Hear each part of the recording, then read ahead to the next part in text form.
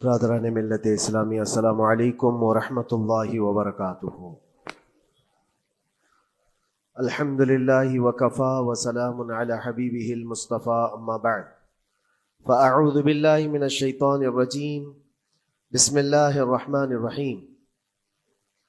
ان عدۃ الشہور عند اللہ 12 شہرا فی کتاب اللہ یوم خلق السماوات والارض منها 4 حرم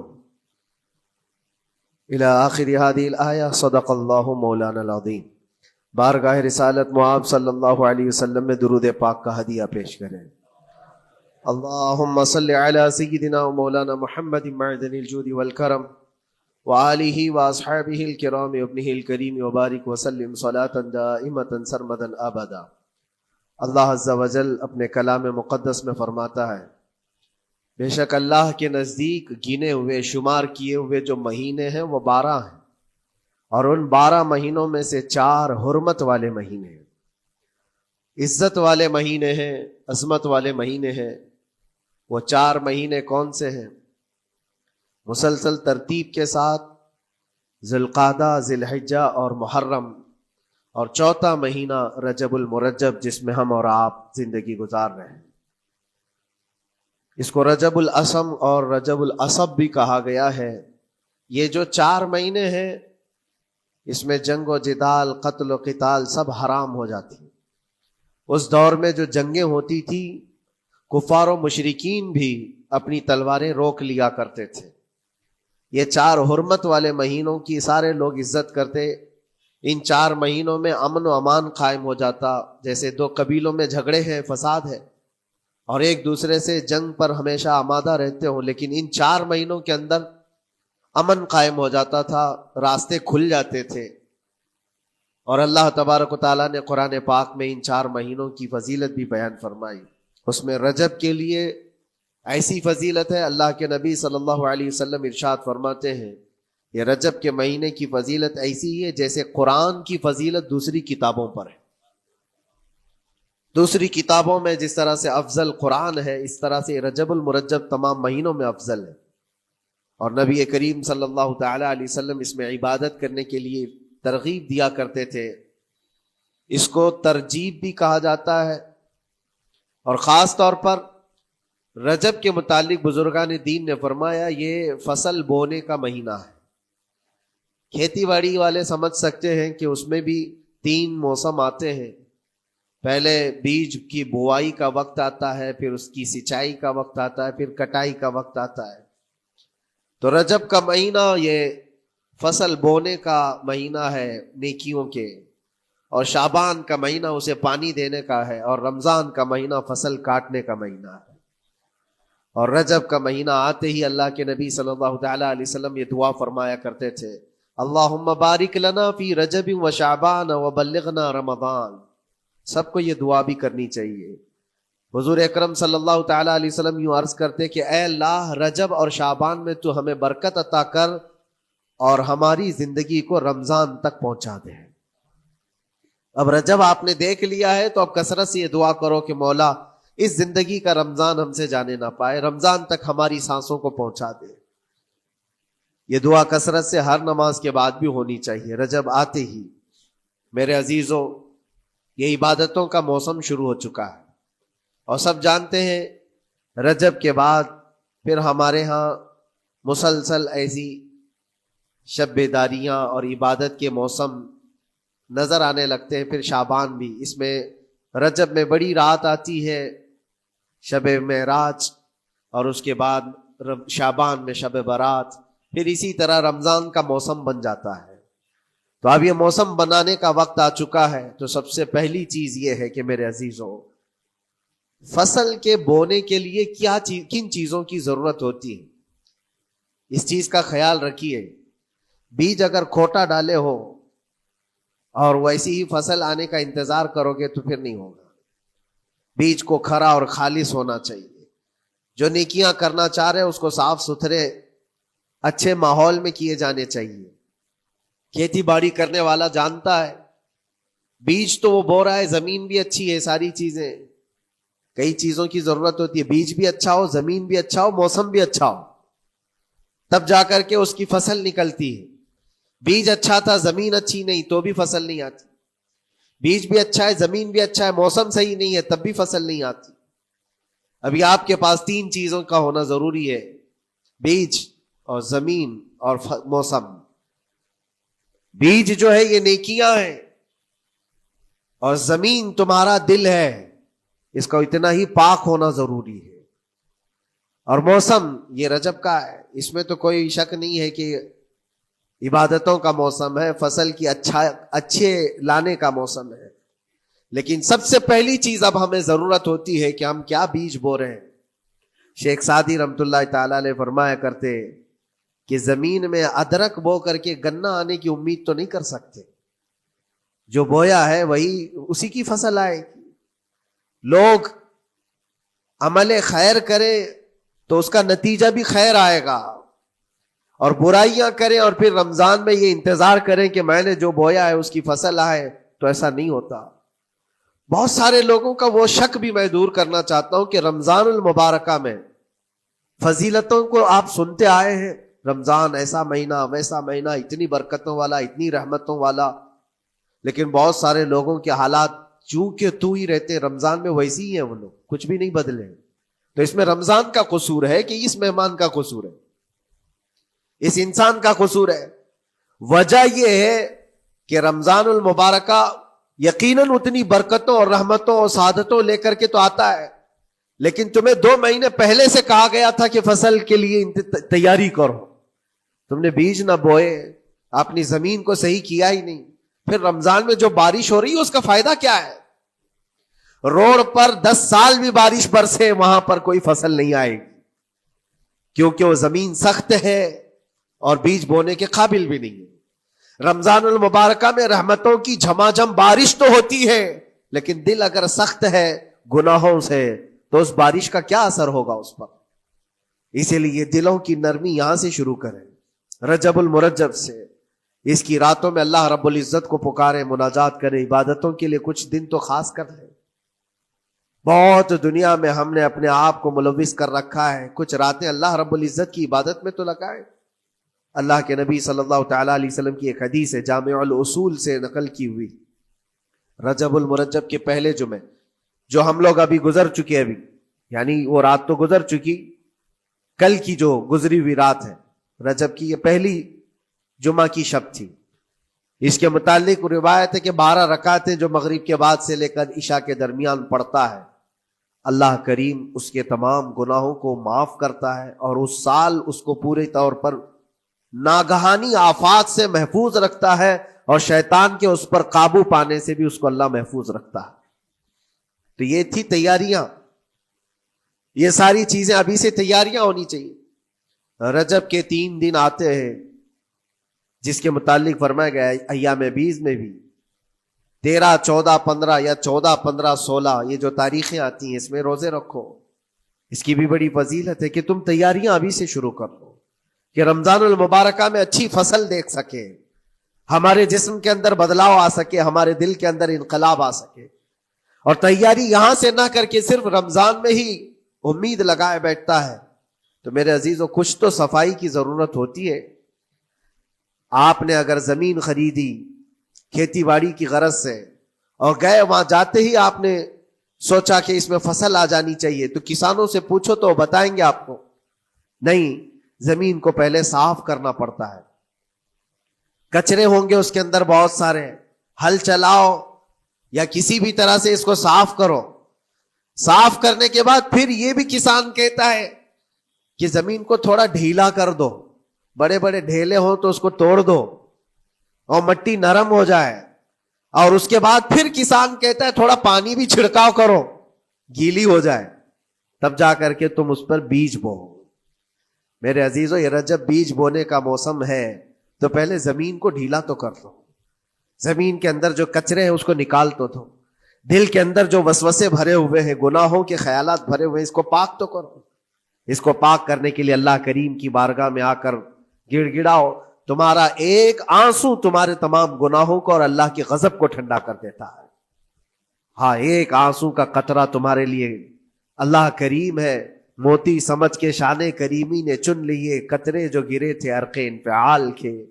امام غزالی رحمۃ اللہ تعالی علیہ نے لکھا ہے کہ آج اللہ تبارک و تعالیٰ کی رحمت کو اپنی طرف مائل کرنے کے لیے اگر تم کچھ کر سکتے ہو تو بس یہ ہے کہ دنیا رونے اور گڑ گڑانے سے نہیں مانتی، لیکن مولا کریم بندے کے ایک مرتبہ سجدہ کر کے اسے پکارنے سے فوراً قبول کرتا. موسیٰ علیہ الصلاۃ والتسلیم اللہ تعالیٰ سے پوچھتے ہیں مولا جب تیرے بندے تجھے پکارتے ہیں تو اس میں نیک لوگ بھی ہوتے ہیں اور گنہگار بھی ہوتے ہیں، تو کیا تو سب کی پکار کا جواب دیتا ہے؟ توجہ، اللہ رب العزت فرماتا ہے اے موسیٰ میرے پکارنے والے بندوں میں نیکوکار بھی ہیں گنہگار بھی ہیں. ہاں نیک بندہ جب مجھے پکارتا ہے یا ربی تو میں جواب میں کہتا ہوں لبیک یا عبدی، اے میرے بندے میں حاضر ہوں، بتا تیری کیا حاجت ہے.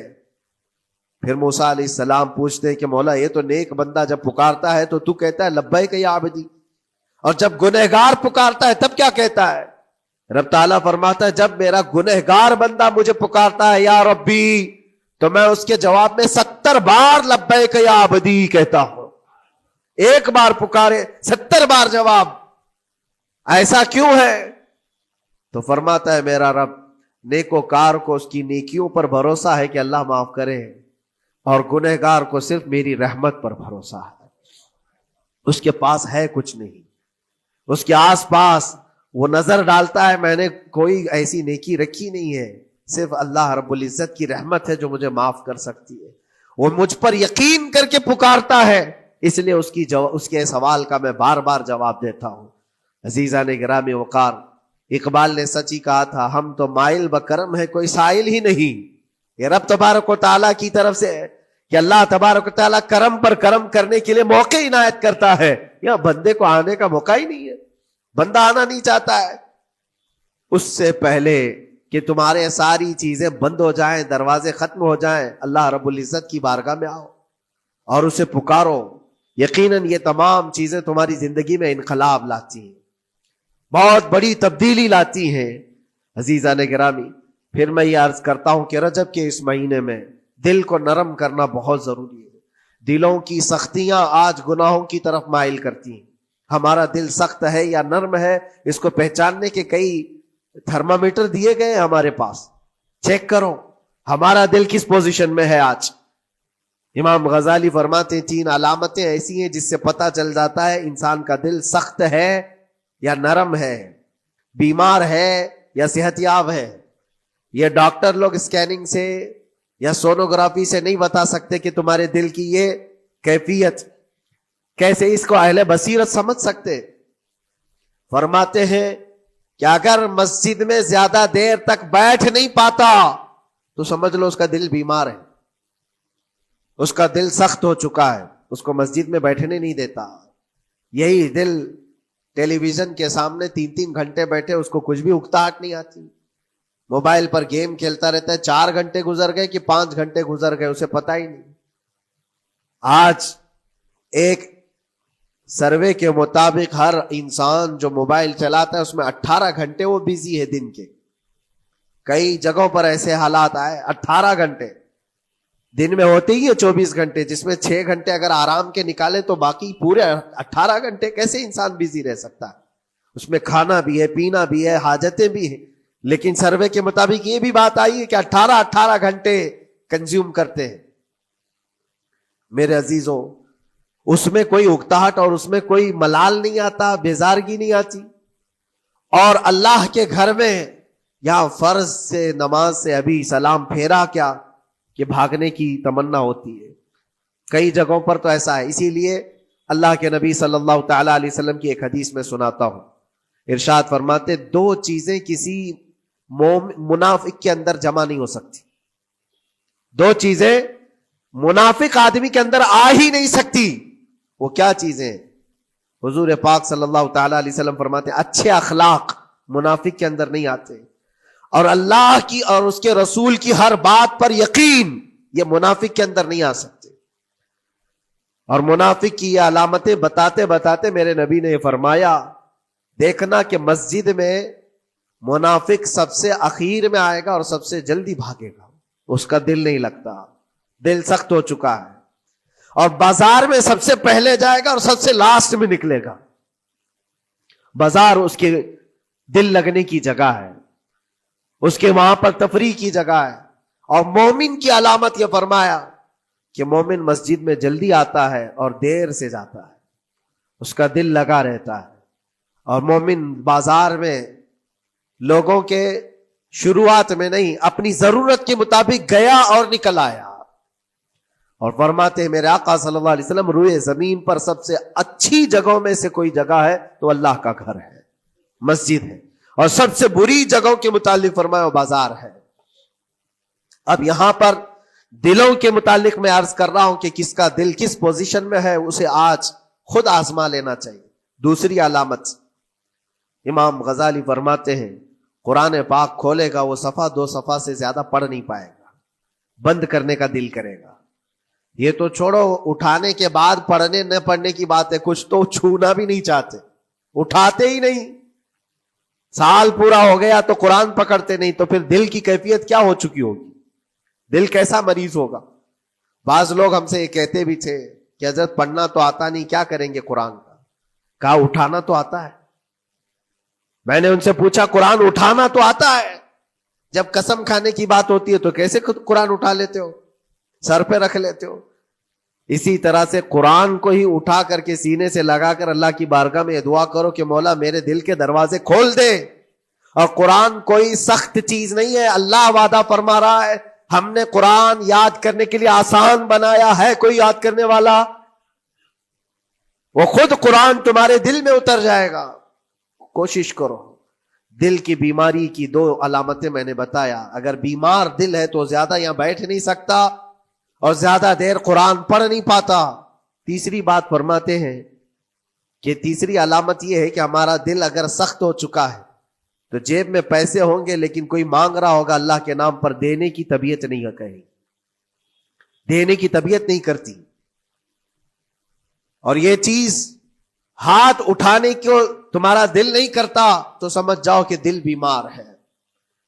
اور دل کی بیماری لے کر کے اگر کوئی رجب میں سوچتا ہے کہ میں بیج بوؤں گا تو کیا فائدے کا، زمین سخت ہے، زمین سخت ہے اور اس پر بارش بھی ہوگی تو کچھ فرق نہیں پڑتا، فصل نہیں آئے گی. دل کو نرم کرو. اور ایک علامت میں بتاؤں، اور ایک علامت کہ دل نرم ہے یا سخت ہے، اس کی ایک علامت یہ بھی ہے، اللہ کا جب ذکر کرے، جنت کا جب ذکر کرے، جہنم کے عذابات کا ذکر کرے، قبر کے معاملات کا ذکر کرے، حشر کے سوالات کا ذکر کرے، تو اس کی آنکھیں ڈبڈبا جائیں اور آنسو نکل آنے لگیں. قرآن کی آیتیں سن کر کے اس کا دل ہلنے لگے اور آنسو آ گئے تو سمجھ جاؤ کہ اس کا دل نرم ہے. ابھی اس کا دل بیمار نہیں ہوا، ابھی اس کا دل بیمار نہیں ہوا. لیکن یہاں تو پوزیشن الگ ہے، سچویشن الگ ہے. ہم تو پتہ نہیں کن کن چیزوں میں رو لیتے ہیں، لیکن اللہ کا کلام سنتے ہوئے کسی کے کان پر جوں بھی نہیں رینگتی. لوگ تو گانوں پر تھرکنے والے اور نغموں پر اچھل کود کرنے والے وجد کی بات کرتے ہیں، لیکن اللہ کا کلام پڑھنے پر کوئی کسی کو وجد کیوں نہیں آتا. یہ ایمان کی علامت ہے. قرآن میں اللہ نے فرمایا اذا تلیت علیہم آیاتہ زادتہم ایمانا، جب اللہ کی آیتیں ان پر تلاوت کی جاتی ہے، مومنین پر، ان کا ایمان بڑھ جاتا ہے. کیا آپ امام کے پیچھے قرات سن کر کے اپنے دل میں ہلچل محسوس کرتے ہیں؟ سننے کی طبیعت کرتی ہے. بلکہ ادھر نماز پڑھ کر کے جانے کے بعد آدھے گھنٹے کے بعد پوچھے آج پہلی رکعت میں کیا پڑھا تھا، دوسری رکعت میں کیا پڑھا، آپ کو پتہ ہی نہیں رہتا. یاد ہی نہیں امام صاحب کیا پڑھ رہے تھے، میں تو دکان کا حساب کتاب کر رہا تھا، کیا خبر ہے کہ انہوں نے کیا پڑھا. تو قرآن کو توجہ سے پڑھے ہوتے تو تمہارے دل میں بھی وہ باتیں اثر کر رہی ہوتی. میرے عزیزوں، کتنے ایسے لوگ ہیں جو صرف اور صرف قرآن پاک کی تلاوت کی وجہ سے دلوں کو نرم کر دیا گیا ہے. میں اسی بات پر آج فوکس کر کے ختم کر دوں گا. رجب المرجب بیج بونے کا موسم ہے تو دل کے نرمی کے ساتھ ہی بیج بو، کیونکہ یہ زمین ہے تمہاری، اور زمین نرم نہ ہو تو کتنی بھی نیکیاں کرو کیا فائدے کی. دل سخت ہے، گناہوں سے لبریز ہے، اور دل کو نرم کرنے کا علاج 2 چیزیں بتائی گئی، کریں گے انشاءاللہ. 2 چیزیں بڑی آسان ہیں. اگر دل کو نرم کرنا ہے تو دو چیزیں فرمائی گئی، کثرت سے قرآن پاک کی تلاوت کرو یا کثرت سے میرے نبی پر درود پاک پڑھا کرو. دو چیزیں کر کے دیکھو تمہارا دل نرم ہو جائے گا. اور بھی دوسری علامت، دوسرے علاج بھی میرے آقا نے فرمایا. ایک صحابی آئے تھے، انہوں نے عرض کیا یا رسول اللہ صلی اللہ علیہ وسلم، لوگ آپ کے پیچھے نماز پڑھتے ہیں تو زاروں قطار رونے لگتے ہیں، جب آپ دعا کرتے ہیں تو وہ دھاڑے مار کر کے روتے ہیں، میں کبھی رو نہیں پاتا، میرا رونا نہیں آتا، میں بھی قرآن سنتا ہوں، میں بھی آپ کے پیچھے نماز پڑھتا ہوں. تو حضور پاک صلی اللہ علیہ وسلم نے فرمایا تمہارا دل سخت ہو گیا ہے، تمہارا دل سخت ہو گیا ہے. انہوں نے کہا کیا کروں، علاج کیا ہے اس کا؟ وہ مسیحا امت ہے میرے آقا، ہر ایک کا علاج جانتے ہیں، کس کو کون سا علاج دینا ہے. نبی پاک صلی اللہ تعالی علیہ وسلم فرماتے ہیں جاؤ کسی یتیم بچے کے سر پر ہاتھ پھیرو، اللہ تمہارا دل نرم کرے گا. ان کے لیے وہ علاج رکھا گیا تھا. جس کو جیسا علاج بتایا میرے آقا صلی اللہ علیہ وسلم نے، کسی یتیم کے سر پر ہاتھ پھیرو دل نرم ہوگا. لیکن دل کے نرم ہونے کے علاج اللہ کے نبی صلی اللہ علیہ وسلم کے شفا خانے میں ہے. آج سے آپ کثرت سے درود پاک پڑھو، پھر دیکھو آپ کے دل کے اندر انقلاب آتا ہے یا نہیں آتا.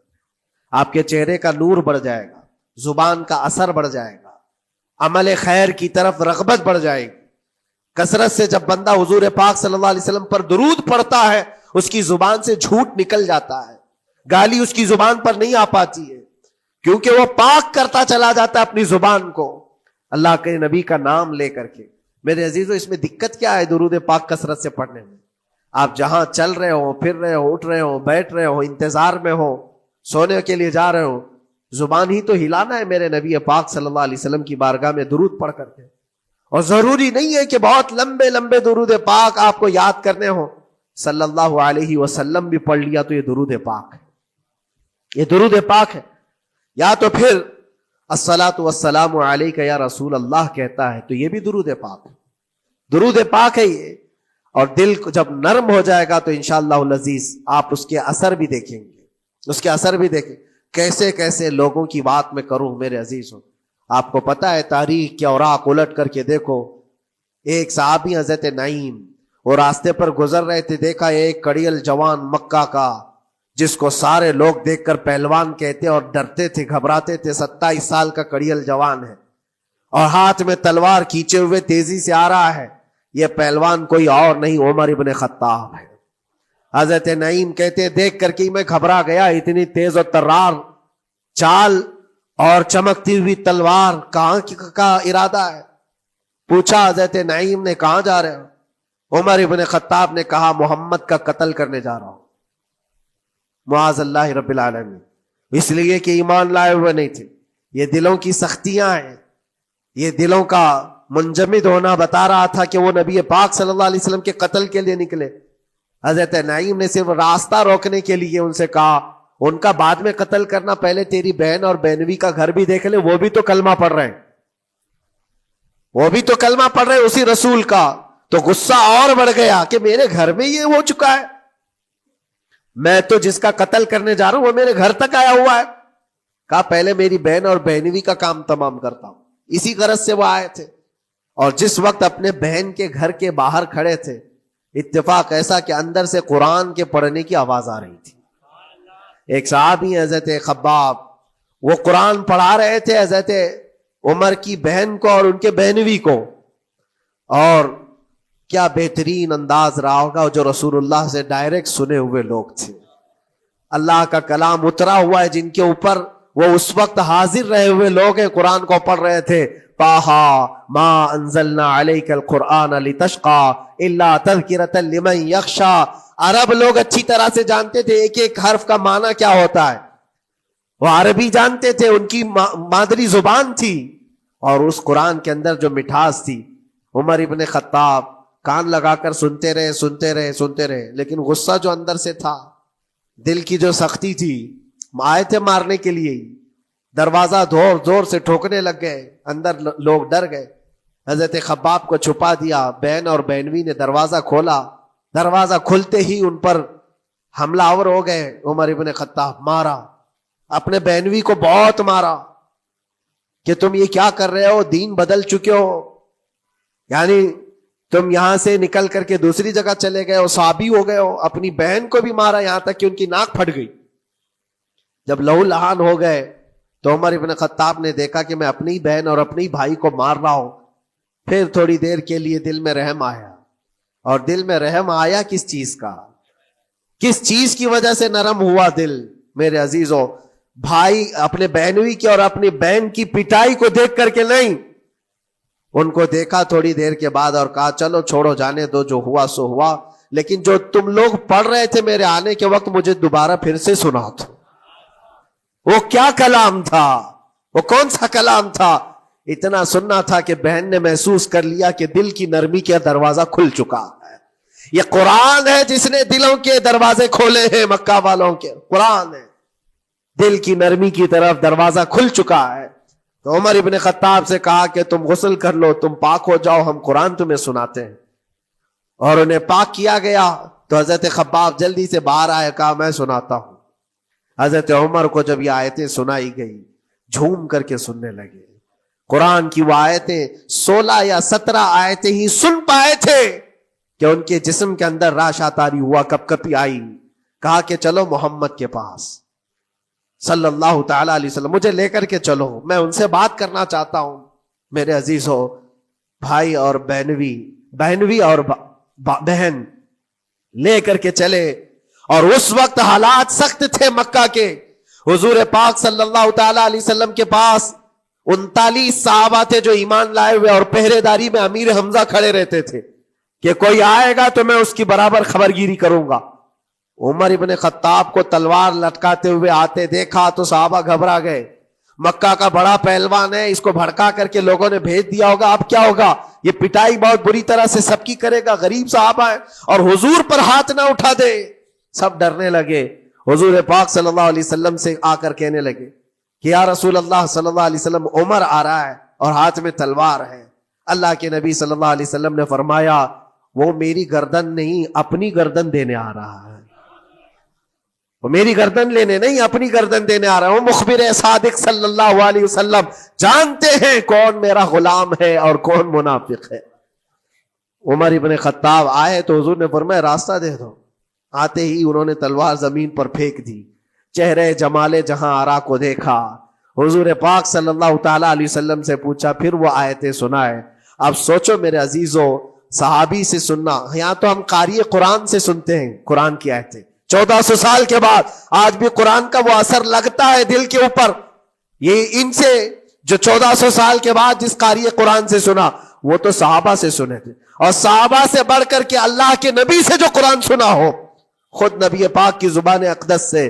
اور جب اللہ کے نبی صلی اللہ تعالی علیہ وسلم نے آیتیں تلاوت کی، عمر ابن خطاب کی آنکھوں سے آنسو شروع ہو گئے.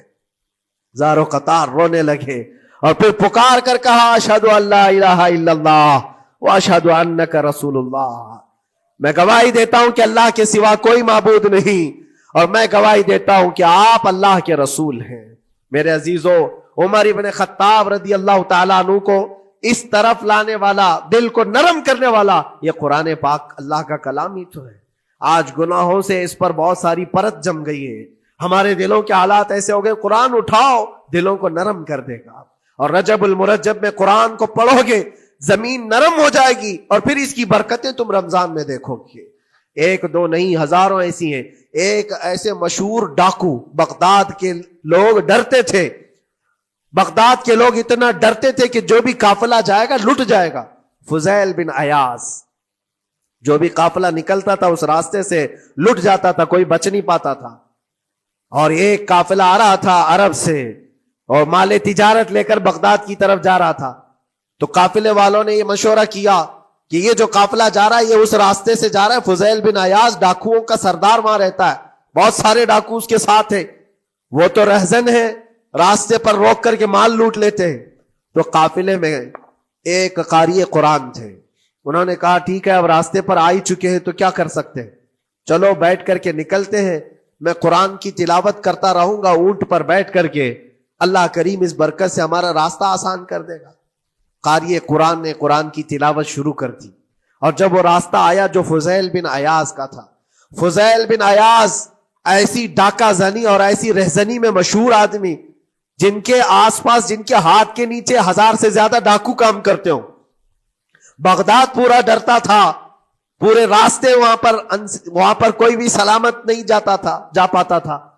اس راستے پر ایک قاری قرآن جب آیا، میرے عزیزوں تلاوت کیا کر رہا تھا؟ سورۃ الحدید کی آیت تھی، الم یأن للذین آمنوا ان تخشع قلوبهم لذکر اللہ. وہ قرآن کی آیت ہے. اللہ کے کریم فرماتا ہے کیا ایمان والوں کے پاس ابھی وہ وقت نہیں آیا کہ اللہ کا ذکر سنتے ہی یا اللہ کا ذکر ہوتے ہی ان کا دل کانپنے لگ جائے، ان کا دل ہلنے لگ جائے؟ فضیل بن عیاض کے کانوں میں یہ آیت پڑھ رہی تھی. قاری قرآن بار بار اس آیت کو پڑھ رہا تھا. کیا وہ وقت ابھی ایمان والوں کے پاس نہیں آیا کہ وہ اللہ کے ذکر سے دہل جائیں؟ اتنا اثر کر گئی آیت، اتنا اثر کر گئی. فضیل بن عیاض نے ہتھیار پورے پھینک دیے اور چیخ چیخ کر کے کہنے لگا آن لنا ربنا، آن لنا ربنا، اے میرے رب وہ وقت آ چکا ہے، اے میرے رب وہ وقت آ چکا ہے. سارے ڈاکوؤں سے کہا سجدہ ریز ہو جاؤ، اس لیے کہ اللہ کا کلام ہمیں بلا رہا ہے. برسوں سے ڈاکہ زنی کرنے والے، برسوں سے راستے لوٹنے والے، قرآن کی ایک آیت نے دل بدل دیا. دل کے ایسا انقلاب آیا، سب کچھ چھوڑ دیا اور اس کے بعد نکلے. اللہ اکبر. جانتے ہو فضیل بن عیاض کون ہے؟ فضیل بن عیاض وہ ہے جن کا نام لیتے سرکار غوث پاک بھی ادب کیا کرتے تھے. فضیل بن عیاض اللہ تبارک و تعالیٰ نے ولایت کا وہ مقام عطا کر دیا. بڑے بڑے اولیاء کرام ان کے پاس آنے لگے. اپنے زمانہ جوانی کا زمانہ ڈاکہ زنی میں گزرا تھا، لیکن جب پھر وقت آیا توبہ کا اور دل کے بدلنے کا تو اللہ نے وہ مقام دیا. تاریخ میں آج بھی موجود ہے. کئی سلسلے ایسے، سلسلہ چشتیہ میں، اور کئی سلسلے ایسے ہیں جو فضیل بن عیاض سے ہو کر حضور پاک تک پہنچتے. فضیل بن عیاض ان کا نام ہے. اسی لیے میں کہتا ہوں میرے عزیزوں، قرآن پاک یہ دلوں کو نرم کرنے کا سب سے بڑا علاج ہے. زمین کو نرم کر دو اور اس کے بعد پھر بیج بو. دیکھو اسی لیے اقبال نے کہا تھا ذرا نم ہو تو بڑی زرخیز ہے یہ مٹی ساقی. یعنی یہ زمین تھوڑی سی نرم ہو جائے تو اس میں تو سونا چاندی یہ اگل سکتی ہے. تمہارے پاس ایمان کی دولت ہے، اللہ کریم کی ذات پر یقین ہے، حضور پاک صلی اللہ تعالی علیہ وسلم کی محبت ہے، سب چیزیں تمہارے پاس ہے. تھوڑا دل کو نرم کرنے کی ضرورت ہے. گناہوں سے باز آ جاؤ، اللہ کریم کی بارگاہ میں گڑ گڑاؤ اور قرآن پاک اٹھا لو ایک مرتبہ. اور پڑھ نہیں پاتے تو انگلیاں تو پھیرو. قرآن پر دیکھنا بھی تو عبادت ہے، اس پر نظر جمانا بھی عبادت ہے. اللہ کا کلام سمجھ کر کے تم نے اٹھایا ہے تو جانتے ہو قرآن عظیم کل قیامت کے دن جس کی شفاعت کے لیے کھڑا ہو گیا، میرے آقا فرماتے پھر اس کو جہنم میں کوئی چیز نہیں لے جا سکے گی. جس کو قرآن اور رمضان سفارش کر دے پھر اس کو جہنم میں دوسری کوئی چیز نہیں لے جائے گی. اور جس کے خلاف کھڑے ہو گئے پھر اس کو جنت میں کوئی چیز نہیں لے جائے گی. اس لیے میرے عزیزو اپنے دلوں کی نرمی کا یہ وقت ہے رجب المرجب، اور سب سے بہترین موقع ہے، عبادتوں کا موسم ہے. اور ساتھ ساتھ میں یہ بھی کہوں گا کہ اب ہم رجب المرجب کے ابتدائی دنوں میں ہیں، اور سنیوں کے لیے ایک بہت بڑی بات ہے کہ سرکار غریب نواز کی چھٹی بھی اسی میں موجود ہے، جو دلوں کو نرم کرنے کے لیے ہی تو آئے تھے. ہندوستان جو تشریف لائے تھے کس کام کے لیے آئے تھے؟ انہوں نے اپنے ذکر کی مجلسوں سے، اپنے واعظ و نصیحت سے ہزاروں کے دلوں کو نرم کیا ہے. آج بھی سرکار غریب نواز کے نام پر لوگوں کا دل نرم ہو جاتا ہے. اچھے اچھوں کو دیکھا ہے دل نرم ہو جاتا ہے. کیوں؟ وہ ایسے بزرگ تھے جنہوں نے اپنے تصوف کی تعلیمات سے کڑک اور سخت دلوں کو نرم کیا ہے. اللہ کریم نے ان کو ہمارے پاس جو بھیجا وہ عطائے رسول بن کر کے آئے. آج سرکار غریب نواز رضی اللہ تعالیٰ عنہ کے وسیلے سے میں اللہ کی بارگاہ میں دعا کروں گا، مولا اس رجب المرجب کی برکت سے اور غریب نواز کی وسیلے سے ہم سب کے دلوں کو نرم فرما دے. ہم سب کو یہ فصل، یہ موسم رجب المرجب کا بیج بونے کا، بہترین نیکیاں کرنے کی توفیق عطا فرما. ہمارے قدموں کو خیرات کی طرف بڑھا دے. ہم سب کو شر و فساد سے محفوظ فرما. حرام کاریوں سے ہمارے ہر عضو کی حفاظت فرما. رب العالمین اکرم الاکرمین قیامت کے دن تیرے نبی پاک صلی اللہ علیہ وسلم کے جھنڈے تلے ہم سب کا حشر فرما. وآخر دعوانا ان الحمد للہ رب العالمین. السلام.